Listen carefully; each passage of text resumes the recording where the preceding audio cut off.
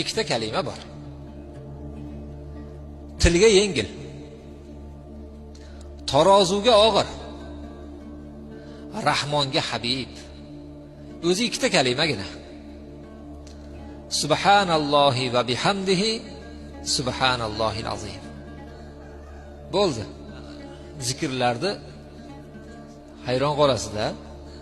Rasululloh aytadilar, kim agar deydilar, subhanalloh deb bir marta aytsa, aytingchi shunaqa qilib, subhanalloh bir marta aytsa, tarozini yarmi bo'ladi degan ekanlar.